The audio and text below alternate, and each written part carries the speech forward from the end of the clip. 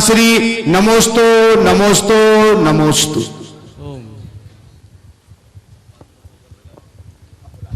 बोलिए आदिनाथ जी भगवान की। यदि चैतन्य मुकुरिव भावात् चिदचित समं वान्ति द्रव्य व्ययजनिल संतान्तरहिताः जग साक्षी मार्ग प्रकटन परोवानुरिव्यो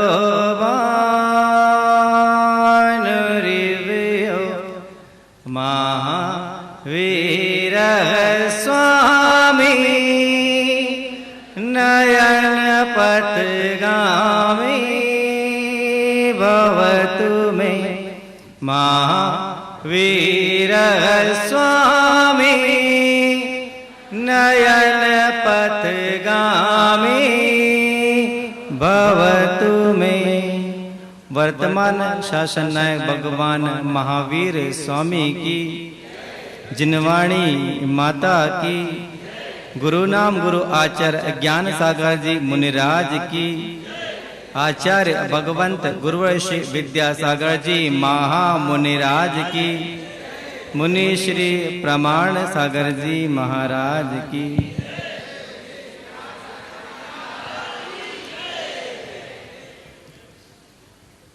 जिन धर्म का महाकुंभ जिसे कहते हैं पर्युषण पर्व, जिसकी आज से शुरुआत है, 10 धर्मों के माध्यम से 10 दिन तक आराधना करने का अवसर प्राप्त हुआ। जिनेंद्र प्रभु ने जो धर्म बताया वो आत्मा से शुरू होता है और परमात्मा तक पहुंच जाता है। वो आत्मा ही परमात्मा बन जाती है। ये जिन धर्म का मूल है। पर उत्तम क्षमा से लेके ब्रह्मचर्य तक जो धर्म बताया गया, ये तीर्थंकरों या आचार्यों की महती कृपा है, जिन्होंने आत्म धर्म को इतना सरल करके श्रावकों के लिए बता दिया। इन 10 धर्मों को अगर ध्यान से देखा जाए तो मूल में ये धर्म नहीं, जीवन शैली है। ये जीवन जीने की कला है कि इंसान का स्वभाव या उसका नेचर कैसा होना चाहिए। यहां तक आत्मा की कोई बात नहीं। ये मन को परिष्कृत करने के लिए या मन को पवित्र करने के लिए कहा गया। ये कृपा है आचार्यों की। जब कोई बच्चा दवाई नहीं पीता तो माँ क्या करती है? उसका मुंह पकड़ती है और चम्मच से डाल देती है।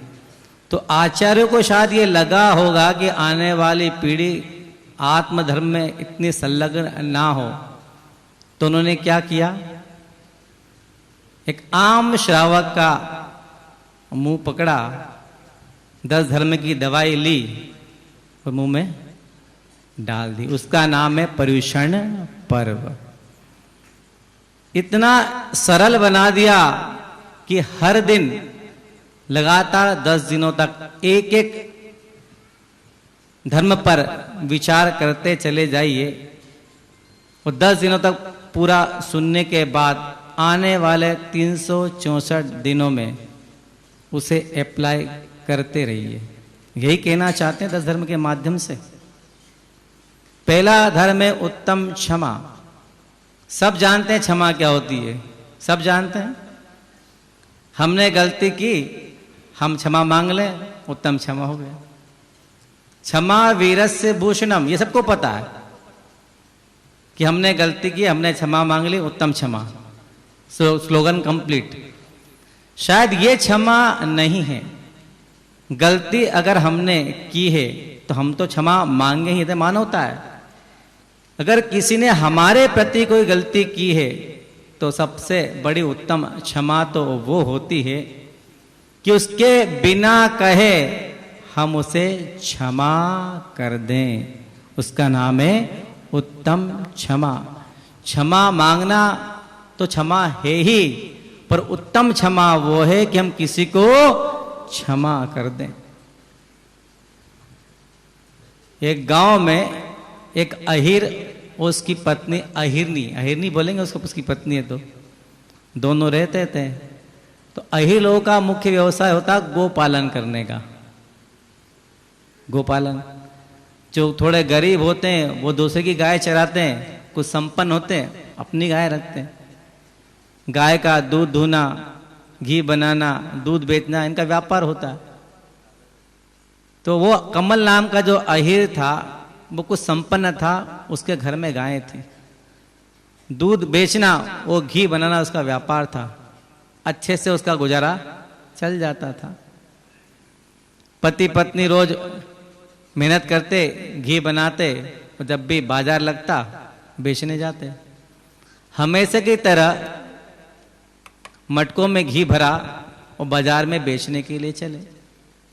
जब बाजार में पहुंचे, एक स्थान देखा, तो अहिर ने अपनी पत्नी से कहा, मैं घड़े उतार के देता हूं, तुम नीचे रखते जाना। पति देता, हाथ में देता जा रहा था, पत्नी नीचे रखती जा रही थी। अचानक संयोगवश उसे ध्यान नहीं रहा, वो घड़ा छूट के जमीन पर गिर गया। अहिर को बड़ा गुस्सा आया कि तुमसे इतना सा काम नहीं होता है, क्या करती हो तुम, कहां देख रही थी? तो पत्नी ने कहा, अहिरनी ने, कि मैंने तो हाथ फैलाया था, तुम्हारा ध्यान कहीं और था। तो अहिर बोला, पर पुरुष को ताकोगी तो ऐसा ही होगा। अहिरनी को गुस्सा आया, तुम भी तो वही करते हो, पर नारी को ताकते रहते हो। अब पुरुष कहे तो देता है, पर पुरुष की एक बहुत बड़ी कमजोरी होती है, जब प्रत्युत्तर मिलता है तो उसका पुरुषत्व जाग जाता है। वो हिंसा पे उतारू हो गया। उसकी पत्नी ने कहा कि तुम भी तो परनारी को देखते रहते हो। इतना कहना था कि उसने वो पशुता पर उतर गया। उसने अहिरनी की पिटाई लगाना शुरू कर दी। अब वो अहिरनी गाली पे गाली देती जाए, ये पिटाई लगाता जाए। पूरे मेले में, बाजार में तमाशा बन गया, भीड़ लग गई। जो गांव से साथ में लोग आए थे, समझाया भैया ठीक जो हो गया छोड़ो, पर ना ये मारता जाए, वो गाली देती जाए। लड़ते लड़ते घंटे 2 घंटे बीत गए। जो साथी लोग आए थे अपना अपना घी बेच के सब अपने अपने घर चले गए। अब शाम को जब लड़ते लड़ते थक गए, कुछ लोग ऐसे भी होते हैं जो समझदारी से लड़ाई बंद नहीं करते, वो थक के लड़ाई बंद करते हैं। तो सेकंड वाले ये दोनों थे, थक गए, कितना लड़ेंगे भाई, शाम होने को आया। लड़ते लड़ते जब थक गए, दोनों गाड़ी की तरफ गए तो देखा सारे घी के मटके नदारत चोरों की बन गई, कोई मालिक था ही नहीं। जो घी जमीन पे गिरा था वो कुछ जमीन पी गई, कुत्ते चाट गए। दोनों अपने माथा ठोक के गांव की तरफ चले। साथी लोग निकल चुके थे। पहले तो घी पूरा खो दिया। अब रास्ते में चले, अंधेरा हो गया। जो थोड़ा बहुत पैसा था साथ में था उनके, रास्ते में पहुंचे, लुटेरों ने, चोरों ने लूट लिया। वो लूटा भी ऐसा कि पैसे के साथ बैलगाड़ी और बैल भी लेकर चले गए। दोनों रोते झीकते अपने घर पहुंचे। सबको पता ही था कि हुआ क्या बाजार में कल। यही हालत सबकी है कि क्रोध के आवेश में आकर जो हमें गुणों की प्राप्ति हुई है, हम सब खो देते हैं। अहिर के तो घी के मटके गए, और तुम्हारे अंदर जो गुण हैं, तुम्हारे क्रोध के कारण रोज उसके मटके फूटते जा रहे हैं। ऐसा ब्रह्मांड में कोई व्यक्ति नहीं मिलेगा जिसे क्रोध ना आता हो। छोटा सा बच्चा जो गोद माँ के आंचल में होता है, अगर माँ समय पे उसे दूध ना पिलाए तो ऐंठ जाता है, उसे भी गुस्सा आता है। तो ब्रह्मांड में कोई नहीं मिलेगा जैसे बिल्कुल गुस्सा ना आता हो। किसी का बाहर व्यक्त होता है और किसी का अंदर ही अंदर चलता रहता है। तो आज उत्तम क्षमा का दिन। क्रोध नहीं करना चाहिए, सबको पता है, पर क्या एकदम ही नहीं करना चाहिए? क्या संभव है? एक काम किया जा सकता है। जैसे मान लो गुस्सा आया, क्रोध आया, आते ही किसी की बात सुनी, जो भी निमित्त मिला, आया और गया। आया राम, गया राम, इतना तो ठीक है, चलेगा, क्षम्य है। पर ऐसा गुस्सा कैकेयी जैसा कि अलग से दशरथ राजा को कोप भन बोना पड़े। ये पहले की बड़ी कहानी अजब है। राजाओं के महल में कोप भवन होता था। आजकल मामला फिर भी सुधरा हुआ है कि रानियों को जब क्रोध आता था, एक स्पेशल रूम होता था उनके लिए, उसे कहते कोप भवन, कि जिसको गुस्सा करना है वहां जाके करो, पूरे घर में अशुद्धि ना फैले तुम्हारे क्रोध की। समय समय की व्यवस्था थी।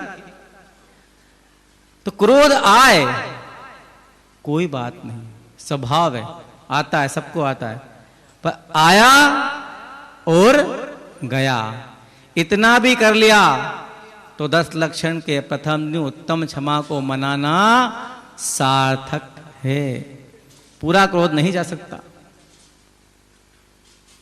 आप लोग बड़ी दूर दूर से आए हैं 10 लक्षण मनाने के लिए, बड़े उत्साह के साथ। 10 लक्षण मतलब प्रतिसंलीनता का पर्व, बाहर से भीतर की ओर लौटना। अभी आप अपने घरों से आए तो घर की यादें बहुत ताजा होंगी। धीरे धीरे जब 10 दिन यहां रहेंगे तो धीरे धीरे धीरे कम होंगी। तो चक्षु इंद्री से देखना और श्रवण से सुनना, कर्णेंद्री से 2 काम करना कि जो बातें अच्छी लगे उसे बड़े ध्यान से देखना, और जो बातें हमारे लिए हितकारी है उसे अच्छे से सुनना। 10 दिन 2 ही काम करना, अच्छे से सुनना और अच्छे से देखना। बाद में जब अपने घर चले जाओ तो वहां जाके जुगाली करते रहना। क्या करोगे? जुगाली करते रहना। 10 दिन की मेहनत और 364 दिन की जुगाली। जब 365 दिन खत्म हो गए तो फिर आ जाना बैटरी रिचार्ज करने के लिए। हम यहां जो सीख के जाएं, अगर उसको 364 दिन भी अगर पाल लेते हैं, निभा लेते हैं, तो हमारा 10 लक्षण पर्व मनाना बहुत सार्थक है। उतना ही कर लें। कितना कर लें? 364 दिन पर्याप्त है। करते करते अभ्यास बन जाएगा। करेंगे ना इतना आप लोग? कितना गुस्सा करेंगे? आया राम और गया राम, ये सूत्र याद रखना।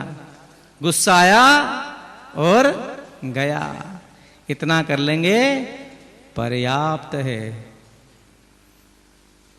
भरोसा मत करो, सांसों की डोरी टूट जाती है, छतें महफूज रहती हैं, हवेली टूट जाती है। भरोसा मत करो, सांसों की डोरी टूट जाती है, छतें महफूज रहती हैं, हवेली टूट जाती है। कहीं कोई कलाई एक चूड़ी को तरसती है, कहीं कोई कलाई एक चूड़ी को तरसती है, कहीं कंगन के झटके से कलाई टूट जाती है, कहीं कंगन के झटके से कलाई टूट जाती है। भरोसा मत करो, सांसों की डोरी टूट जाती है, छतें महफूज रहती हैं, हवेली टूट जाती है। लड़कपन में किए वादों की कीमत कुछ नहीं होती, लड़कपन में किए वादों की कीमत कुछ नहीं होती। अंगूठी हाथ में रहती है, मंगनी टूट जाती है, अंगूठी हाथ में रहती है, मंगनी टूट जाती है। भरोसा मत करो सांसों की डोरी टूट जाती है, छतें महफूज रहती हैं, हवेली टूट जाती है। किसी दिन प्यास के बारे में उससे पूछिए जिसकी, किसी दिन प्यास के बारे में उससे पूछिए जिसकी, बाल्टी कुएं में रहती है, रस्सी टूट जाती है, बाल्टी कुएं में रहती है, रस्सी टूट जाती है। भरोसा मत करो सांसों की डोरी टूट जाती है, छतें महफूज रहती हैं, हवेली टूट जाती है। बोलिए उत्तम क्षमा धर्म की। आचार्य भगवंत गुरुवर श्री विद्यासागर जी महामुनिराज की। पूज्य मुनिवर श्री विराट सागर जी महाराज की। चलेगा, दोनों हाथों को जोड़े हम। पूज्य मुनिवर श्री प्रमाण सागर जी महाराज जी के दिव्य चरणारविंद में मंगल देशना के लिए कोटि कोटि नमोस्तु पूर्वक निवेदन। ओम नमः शिवाय। जय बोलो अरोराज पर्यूषण महापर्व की परम पूज्य आचार्य गुरुवर श्री विद्यासागर जी महाराज जी की।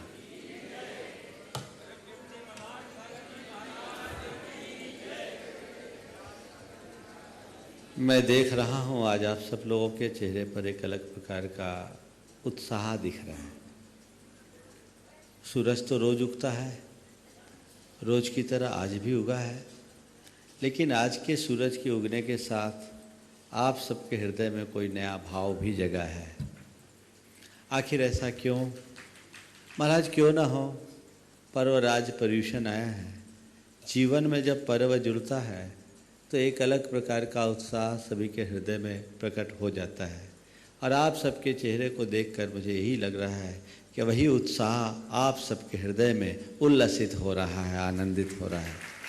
वस्तुतः पर्यूषण पर्व हम सबके चित्त को उल्लसित करने का, प्रसन्न बनाने का, परिष्कृत करने का एक बड़ा अनुष्ठान है।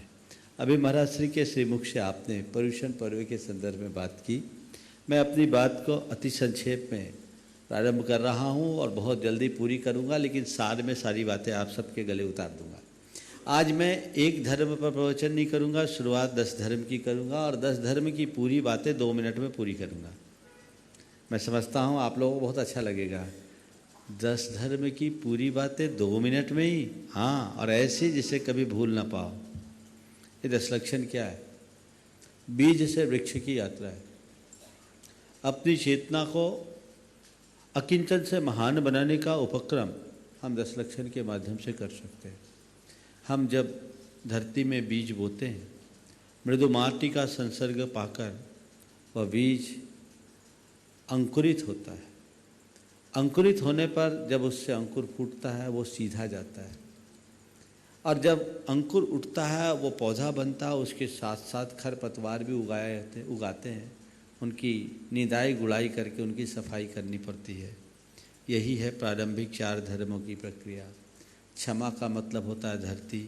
क्षमा की धरती में जब हम धर्म का बीज बोते हैं तो मृदुता की माटी पाकर उसमें जो अंकुर उत्पन्न होता है वो सरलता का अंकुर होता है। वो आर्जव धर्म बन जाता है जो सीधे होता है, और उस धर्म के बीजांकुरण के क्षण में ही उसके इर्द गिर्द अनेक प्रकार के दोष और दुर्बलताओं के खरपतवार उगते हैं, जिनकी निदाई गुड़ाई करते हैं, सफाई करते हैं।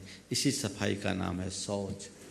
और तब कहीं जाकर वह बीज सत्य के सूरज का दर्शन कर पाता है। फिर उसमें संयम के फूल खिलते हैं, वो पेड़ तपता है, तब उसमें फल लगते हैं। जब उसमें फल आते हैं उसे त्याग देता है, ये त्याग धर्म हो गया। और जब सारे फलों को त्याग देता है तो वो अकिंचन बन जाता है, और उसी स्वरूप में लीन होना उसका परम ब्रह्म है, जो ब्रह्मचर्य बन जाता है। ये बीज से वृक्ष की यात्रा है, इसे हम आत्मसात करें और आगे बढ़े। आज की तिथि में एक बीज आपको अपने हृदय में बोना है, जिसे आखिरी तक विशाल वृक्ष का रूप देकर अपने स्वरूप में स्थिर करने का संकल्प लेकर जाना है। पर्यूषण पर्व के विषय में हम लोग हर बार सुनते हैं, लेकिन मुझे लगता है कि हमने इन धर्मों को 10 दिन का धर्म मानने का भ्रम पाल लिया है। ये 10 लक्षण कितने दिन के हैं महाराज? 10 दिन के हैं, है ना? कितने दिन के हैं? पर्यूषण कितने दिन का है? कितने दिन का है? थोड़ा जोर से। 10 दिन का। कहानी खत्म। अगर तुम 10 दिन का पर्यूषण मान करके मनाओगे तो जहां के तहां रह जाओगे, और पर्यूषण को अपनी हर सांस में बिठा लोगे तो यहां से सिद्धालय पहुंच जाओगे। ये 10 दिन का धर्म नहीं है, ये जीवन भर, जीवन की हर सांसों में जीने का धर्म है।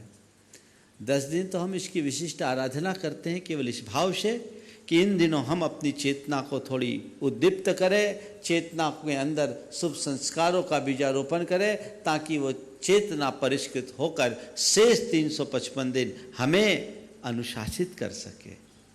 आप शिविर में आए, 10 दिन का शिविर अटेंड कर लिया, 10 दिन खूब जम के धर्म कर लिया, 11वें दिन से छूट, पाप की लाइसेंस। ऐसा मत करना। 10 दिन में हमने जो सीखा है उसे पूरे जीवन अपनाना है। एक एक दिन एक एक धर्म के संदर्भ में आप सबसे चर्चा होगी, और एक एक दिन एक एक धर्म के संदर्भ में आपसे चर्चा होगी, और उसी अनुरूप अपने जीवन के क्रम को हमें आगे बढ़ाना है। आज बात क्षमा की। क्षमा का मतलब क्या होता है? क्षमा क्या है? क्षमा शब्द संस्कृत के क्षम धातु से बना है। क्षम का मतलब होता है सहन करना। क्षमा का अर्थ पृथ्वी होता है। जैसे पृथ्वी सभी के पदाघातों को सहते हुए भी रत्न उगलती है, वैसे ही जो सभी के दुर्व्यवहार को सहने में समर्थ होता है वो क्षमा का अवतार बनता है। क्षमा क्या? क्रोध का निमित्त आने पर भी क्रोध न करना, ये क्षमा है। आप समझते हैं क्षमा को? क्षमा कब होती है, किसके प्रति होती है? आप अपने जीवन में क्षमा को टटोलने की कोशिश कीजिए। लोक में आज क्षमा शब्द बड़ा रूढ़ हो गया है। एक है व्यवहारिक क्षमा, जब कभी गलती होती है किसी तरह की छोटी मोटी, आपके मुख से निकलता है सॉरी। ये क्या हो गई? ये व्यवहारिक क्षमा है। दूसरी क्षमा परिस्थितिवश आप करते हैं। आप चले जा रहे हैं, सामने वाला आपसे कुछ भारी पड़ जाए, आपने देखा अरे इससे पंगा लेना ठीक नहीं, कॉम्प्रोमाइज कर लिया, छोड़ो यार क्षमा करो। दुकान में ग्राहक आता है, आपका दिमाग खाता है, लेकिन फिर भी आप उससे ऊपर क्रोध नहीं करते, उसको सह लेते हैं। ये सहना ही क्षमा है। क्यों? यहाँ हमारा लोभ जुड़ा है, यहाँ हमारा स्वार्थ जुड़ा है। जब सामने वाला हम पर भारी पड़ता है तब आप उस समय क्षमा की मूर्ति बन जाते हो। जहाँ अपना कोई स्वार्थ दिखता है वहाँ आप क्षमा की मूर्ति बन जाते हो। तो औपचारिक क्षमा, परिस्थितिवश होने वाली क्षमा, या स्वार्थवश होने वाली क्षमा, ये 3 तरह की क्षमा है। और चौथी क्षमा है पारमार्थिक क्षमा। पारमार्थिक क्षमा जो किसी परिस्थिति से प्रेरित होकर नहीं, किसी अन्य वजह से नहीं, अपने अंदर के गुणों की वजह से या सामने वालों के प्रति प्रेम रखने की वजह से आप सबके हृदय में प्रकट होती है कि नहीं, मुझे अब क्षमा करना ही है, ठीक है, हो जाने दो। सत्यपि प्रतिकार समर्थे अपकार सहनम क्षमा। प्रतिकार का शी सामर्थ्य होने के बाद भी सामने वाले के अपकार को सह लेने का नाम क्षमा है। बहुत कठिन है। आप अपने जीवन में देखिए, बहुतों के आप अपकार को सहते हो। जिसके प्रति मनुष्य के मन में प्रेम होता है, उसके दुर्व्यवहार को भी हम प्रेम से सह लेते हैं, और जिसके प्रति द्वेष होता है, उसके थोड़े से प्रतिकूल व्यवहार को भी हम पचा नहीं पाते। एक नन्हे से बच्चे को खिलाते हो आप, वो बच्चा कई बार आपकी गोद गंदी कर देता है, गीले, और आपके कपड़े खराब करता है, अनेक बार लाते भी मारता है। क्या करते हो आप? मेरे नए कपड़े खराब कर दिए, मेरी गोद खराब कर दी, गंदे कर दिए, उसको चाटा मारते हैं। क्या करते हैं? वो लात मार रहा, आप पुचकार रहे हो। क्यों? क्यों? क्या हो गया? अरे महाराज, इतना भी नहीं जानते, उस बच्चे के प्रति प्रेम है। सार क्या निकला? जिसके प्रति हृदय में प्रेम होता है, उसकी लात खाने में भी आनंद आता है अनुभव? बोलो, इतनी ठंडी सी बात, तालियां तो बजाओ। प्रेम मन में हो तो उसका दुर्व्यवहार भी हमें हमारे अनुकूल लगता है, और जब द्वेष होता है तो अच्छा व्यवहार भी बुरा लगने लगता है। जड़ की बात यह है। तो मैं आज आपसे कह रहा हूं कि क्षमा को बढ़ाना चाहते हो तो प्रेम भाव को विस्तार दो। प्रेम की एक बहुत बड़ी ताकत है, वह है दोष को सहना। प्रेमी के दोषों को व्यक्ति देखता नहीं, और देखता भी है तो उसे पचाने की सामर्थ्य रखता है। हृदय में प्रेम को बढ़ाओगे, क्षमा अपने आप अवतरित होने लगेगी। हमारे संबंध प्रेम पूर्ण बने, कभी किसी के प्रति द्वेष और कटुता नहीं होगी।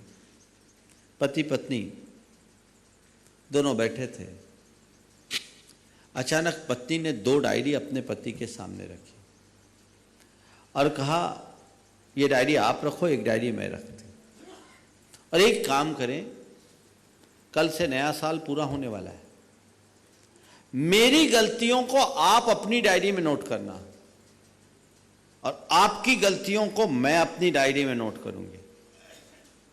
साल पूरा होने पर 31 दिसंबर को हम लोग बैठेंगे और देखेंगे किसकी कितनी गलती। पति ने पत्नी के प्रस्ताव को सहज भाव से स्वीकार लिया।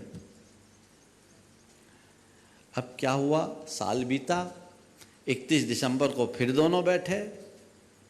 पत्नी ने पूछा, आपने डायरी लिखी? बोले लिखी। मैंने भी लिखी। बोले ठीक है, लाओ तुम पहले अपनी डायरी बताओ।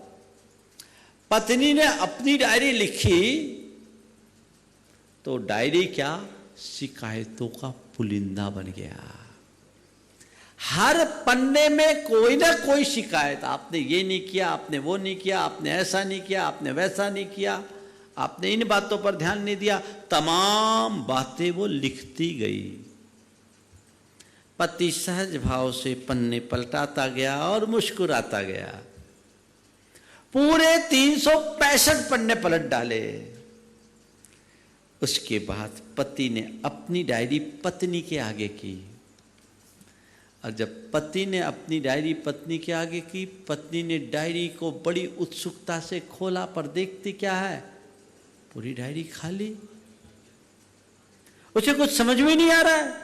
एक एक पन्ना पलटते गई, पलटते गई, पलटते गई, पलटते गई, पूरी डायरी खाली। और आखिरी दिन जब 31 दिसंबर का पन्ना आया, उसमें केवल एक ही वाक्य लिखा था, तुम्हारे प्रति मेरे मन में इतना प्यार बसा है कि तुम्हारे दोस्त दिखे ही नहीं, तो मैं लिखूं क्या? मेरे मन में तुम्हारे प्रति इतना प्यार भरा है कि तुम्हारे दोस्त दिखे ही नहीं, तो मैं लिखूं क्या? काश ऐसी डायरी हर कोई लिखने लगे तो फिर कुछ कहने की ही जरूरत नहीं होगी। ये प्रेम की ताकत है। अपने हृदय में ऐसा प्रेम बढ़ाओगे तो सच्चे अर्थों में जीवन को ऊंचा उठा पाओगे। पर क्या करूं, इस प्रेम को बिगाड़ने वाला कौन है? क्रोध। कोहो पी विनाशे पलासे, क्रोध प्रीत को नष्ट करता है। क्रोध हमारे सारे संबंधों को छार छार कर देता है। क्षण भर का क्रोध वर्षों के प्रेम को फूंक डालता है ना ये अनुभव?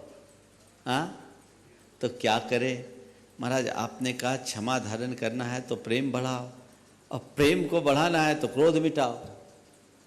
क्रोध रहेगा तो प्रेम नहीं होगा, प्रेम नहीं होगा तो क्षमा होगी नहीं।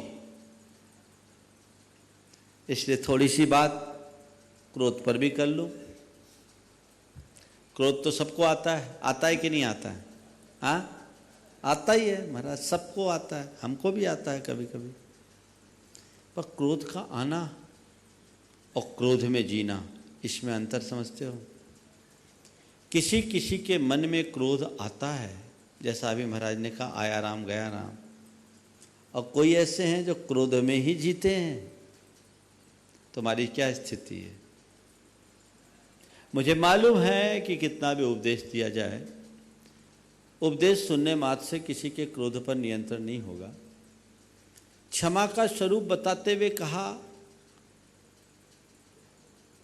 क्रोध का कारण आने पर भी क्रोध उत्पन्न न होने देना क्षमा है। किसी पर क्रोध आए और माफ करना, ये क्षमा, ये तो बहुत दूर की है, बहुत हल्की क्षमा है। क्रोध का कारण आने पर भी क्रोध को उत्पन्न ही ना होने देना। मुझे मालूम है मैं ऐसा कहूंगा तो होगा नहीं। क्यों? जो व्यक्ति बिना वाद्य के नाचने का आदी है, उसके लिए वाद्य बजे और ना नाचे ऐसा संभव ही नहीं। इंस्ट्रूमेंट बजेंगे, पांव थिरकेंगे। तो जिनके अंदर क्रोध के ऐसे संस्कार पड़े हैं, उनके साथ तो ऐसा होगा ही। पर मैं आज आपसे 4 बातें क्रोध के संदर्भ में कहूंगा। क्रोध, कलह, विरोध, प्रतिशोध। क्रोध, कलह, विरोध, प्रतिशोध। तुम्हें क्रोध आता है ना? आता है। पहले देखो क्रोध क्यों आता है। आपने कभी अपने क्रोध की पड़ताल करने की कोशिश की? क्रोध क्यों आता है? हाँ, क्रोध क्यों आता है? महाराज, जब हमारे मन का नहीं होता ना, तो क्रोध आ जाता है। क्रोध का पहला कारण है असमग्र चिंतन। हम अपने हिसाब से सोचते हैं। देखो, आप लोग आए शिविर में, सोचकर आए थे अरे शिविर में फर्स्ट क्लास व्यवस्था मिलेगी। इन लोगों ने 2-2, 3-3 बार फोन भी किया। हमने कहा भी था, अरे लेकिन क्या करें, यहां तो आने के बाद लाइन में लगनी पड़ी, कोई व्यवस्था ही नहीं। क्या हुआ? गुस्सा आया। आप यहां आकर के गुस्सा कर रहे हैं, आपके अंदर गुस्सा आ रहा है क्योंकि जो आप सोच करके आए वैसा आपको शायद ना मिला। ये एग्जाम्पल दे रहे हैं, यहां तो मिला होगा ना? मिला है कि नहीं मिला? एक बार तालियां तो बजा दो इन लोगों के लिए। पर कदाचित किसी को नहीं मिला, सपोज गुस्सा आ गया, मैंने जैसा सोचा वैसा नहीं है। भैया तुम इस बात का तो गुस्सा कर रहे हो कि जैसा मैंने चाहा वैसी व्यवस्था नहीं मिली, लेकिन ये क्यों नहीं सोचते, अरे भाई जंगल है जहां 500 की व्यवस्था थी, 1500 शिविरार्थी हैं, इतना तो चलता है। क्या हो गया? असमग्र से समग्रता पर आते ही मन शांत हो जाता है, होता है। पर प्रायः लोग असमग्र सोचते हैं और वह मनुष्य को दुखी बनाता है। वो अपने तरफ से सोचेगा, सामने वाले से नहीं सोचता। मैंने जो कहा उसने नहीं किया, गुस्सा आया, स्वाभाविक है। आपने किसी को कहा, उसने नहीं किया, आपको गुस्सा आया। आपने जो कहा उसे करना चाहिए, पर आपने गुस्सा किया। कभी ये सोचा उसने किया नहीं या नहीं कर सका? नहीं किया ये आरोप की भाषा है। कई बार ऐसा भी तो होगा कि किसी वजह से नहीं कर पाया हो, थोड़ा उस जगह खड़े होकर के तो देखो, सीधे सीधे चार, तुमने क्यों नहीं किया? अगर व्यक्ति समझदार होगा तो पहले पूछेगा, भैया ये काम आपको करना था, क्यों नहीं हुआ? पहले उससे एक्सप्लेनेशन लेगा, समझ में आ जाएगा ये तर्कपूर्ण बात है, ऐसा हो सकता है, नहीं किया, काम खत्म। नहीं किया जब तक तुम्हारे मुख से निकलेगा, तुम्हारे अंदर क्रोध आएगा, और नहीं कर सका, क्षमा हो जाएगी, इग्नोर कर दोगे। ऑफिस जाना है, आप नाश्ते के लिए बैठे हैं, पत्नी ने नाश्ते के नाम पर चाय की प्याली के साथ 4 बिस्किट रख दी। ये कोई नाश्ता है? पता है आज सुबह से शाम तक मुझे आना नहीं है, कितना काम है, क्या भरोसा है तुमने, नाश्ता है क्या? कुछ यही प्रतिक्रिया करोगे कि नहीं? हाँ, क्यों पहाड़िया जी, ऐसे ही ना? अरे दिन भर जाना, आज कोर्ट में रहना है, पता नहीं कब आऊंगा, ये 4 बिस्किट। रोजमर्रा तुम्हारे मनोनुकूल चीजें तुम्हें परोसी जाती है, उसके लिए धन्यवाद तो शायद ही कभी दिए होगे। ये लोग बताएंगे मिलती कि नहीं मिलती धन्यवाद? कम मिलती, शिकायतें जरूर मिलेगी। ये क्या, अब गुस्सा किया। धर्म पत्नी ने हाथ जोड़ करके बोला, माफ करो, मैंने सोचा तो था अच्छा मौसम है, गरम गरम पकौड़ी खिला दूंगी, पर जैसे ही सारा घोल वोल तैयार किया, गैस ऑन किया, गैस ही खत्म।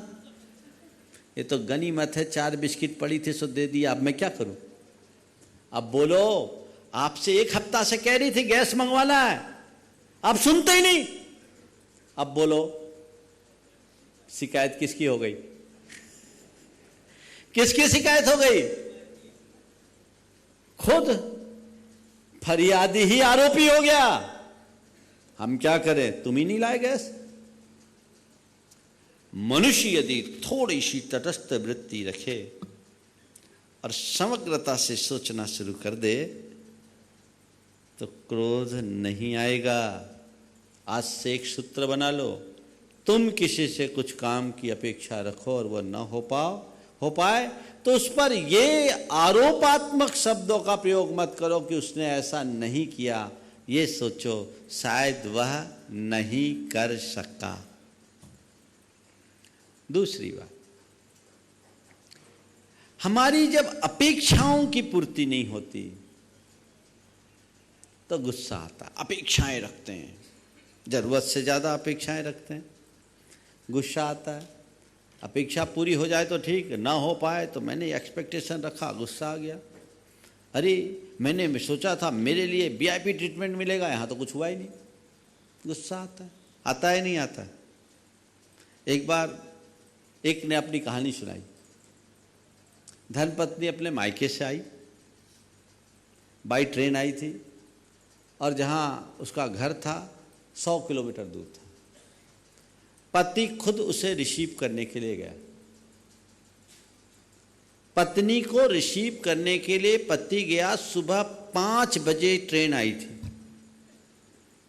अब पत्नी उतरी, मायके से आई थी, थोड़ा माल वाल लेकर आई थी, तो मायके का रुआब तो होता ही है। अब पति पहुंचा तो छोटी गाड़ी लेकर आया। गाड़ी छोटी थी, पत्नी की त्योरियां चढ़ गई। आपको पता नहीं, मैं मायके से आई, कितना सारा सामान, आप छोटी गाड़ी लेकर आए, इस गाड़ी में कोई सामान जाएगा क्या? पति भी पक्का था। उसने कहा माफ कर, मुझसे गलती हो गई, गाड़ी छोटी है, तेरे पास सामान ज़्यादा है, मैं जाता हूं, तू टैक्सी करके आ जाना। गाड़ी छोटी है, तेरा सामान ज़्यादा है, तू मायके से आई है, मैं जाता हूं, तो अपनी गाड़ी करके आ जाना।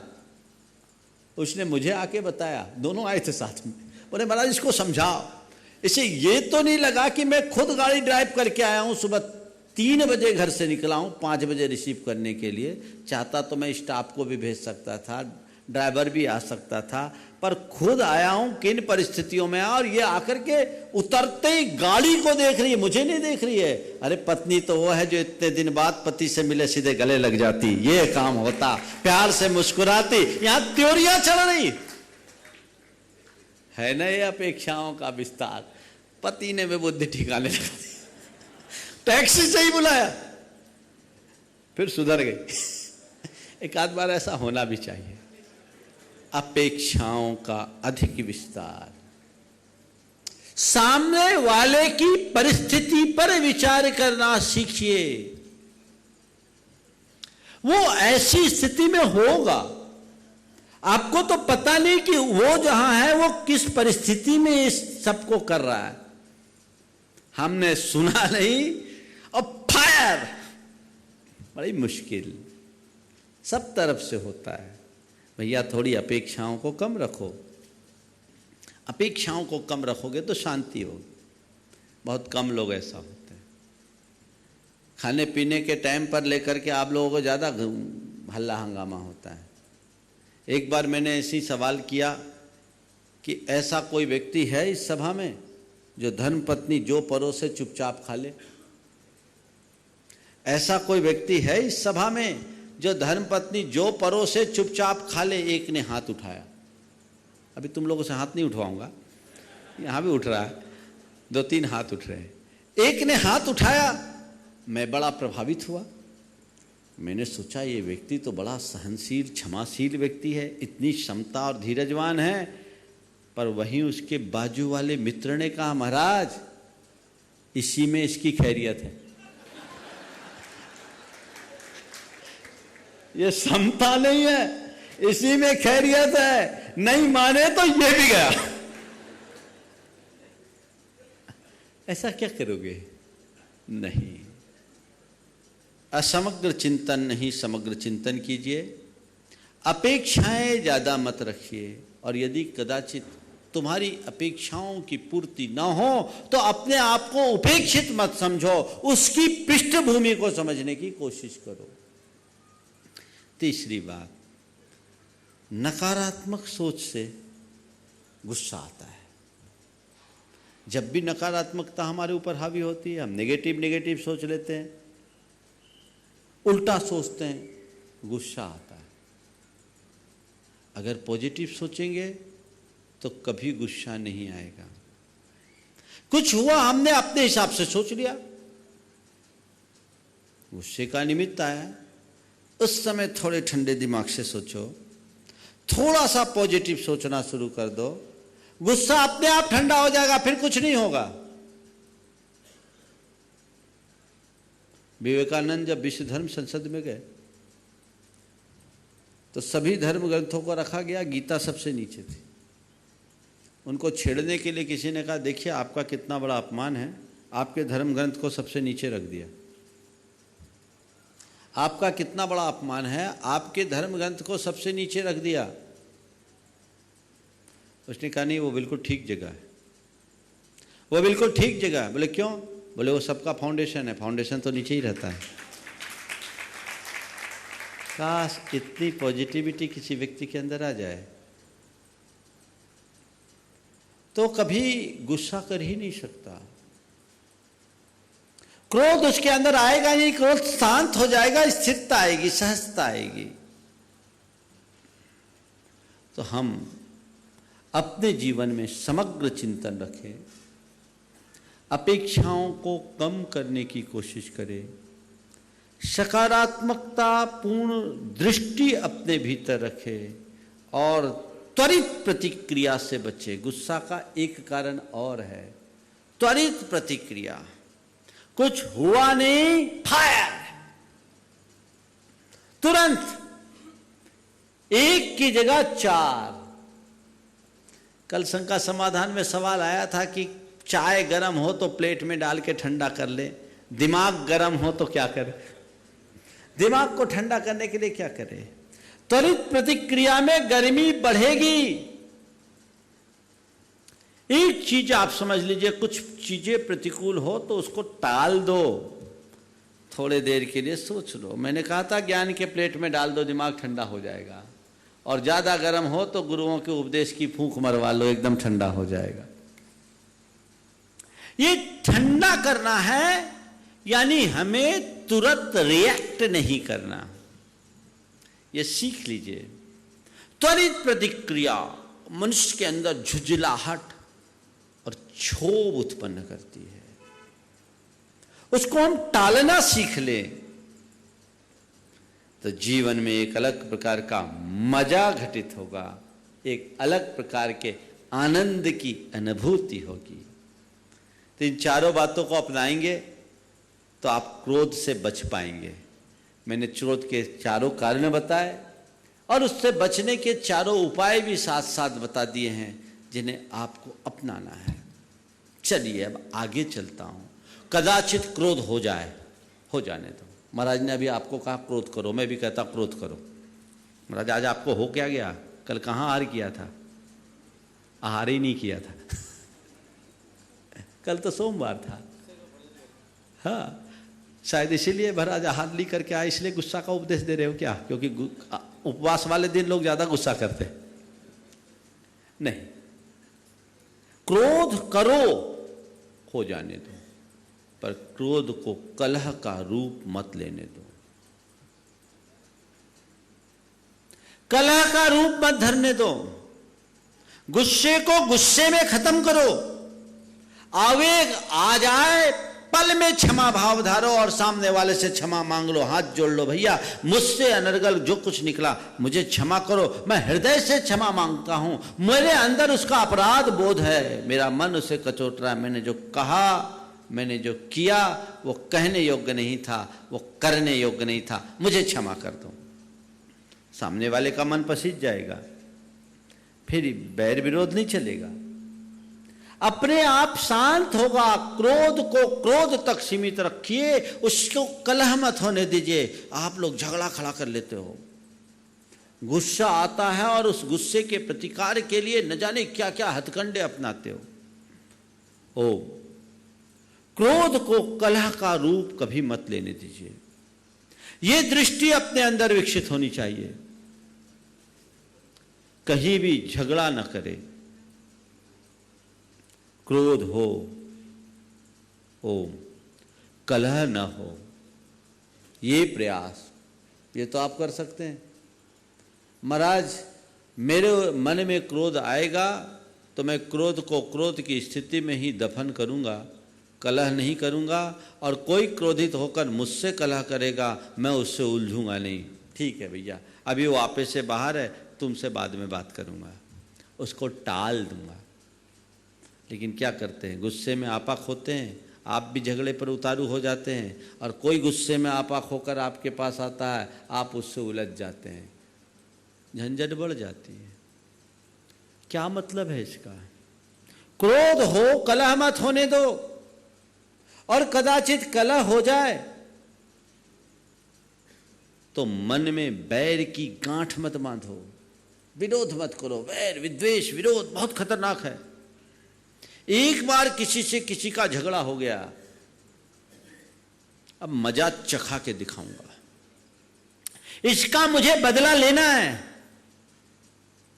उसने भरी सभा में मेरी इंसल्ट की, मुझे नीचे दिखाया, मेरी छवि खराब करने की कोशिश की, अब मैं मजा चखाऊंगा। भैया, उसने तेरी छवि खराब क्या की, तूने तो अपनी छवि बिगाड़ ही ली जो सामने दिख रहा है।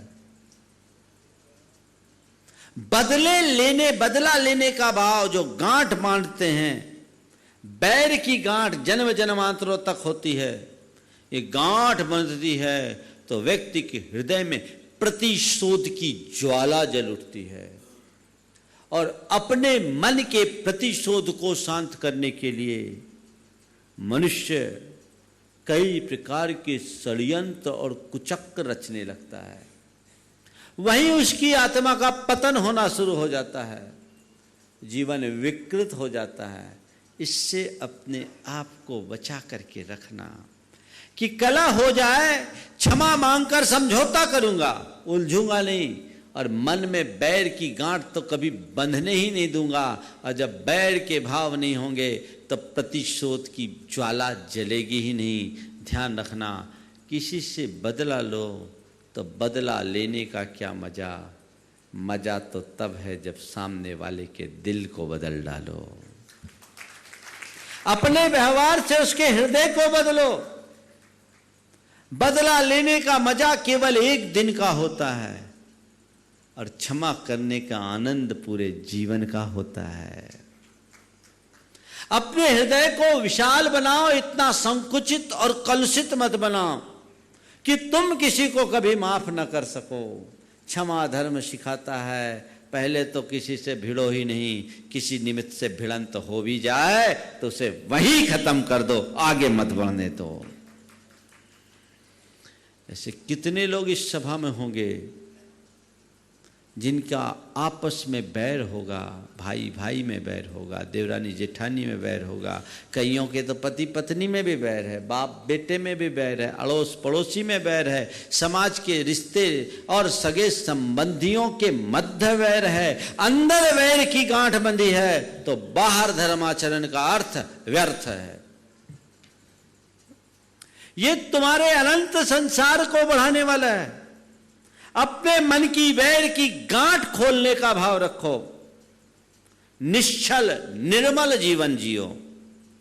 ध्यान रखना, जितनी जितनी गांठ पड़ेगी तुम्हारा जीवन उतना संकीर्ण होगा। धागे में जितनी गांठ लगाई जाती है धागा उतना छोटा होता है। मन की ग्रंथि खोलिए। हम निर्ग्रंथों के उपासक हैं, हम गांठ क्यों बांधे? पारसनाथ भगवान के चरित्र को अपने सामने रखो। कमठ का एक तरफा वैर 10 भावों तक पीछा नहीं छोड़ा। अगर तुम किसी के प्रति वैर रखते हो, विरोध रखते हो और उसके प्रति प्रतिशोध की भावना रखते हो, न जाने कहां जाओगे।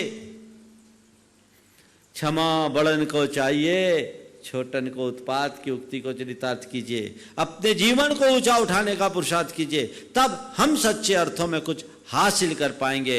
अन्यथा केवल क्षमा की बात करने से कुछ भी होने वाला नहीं है।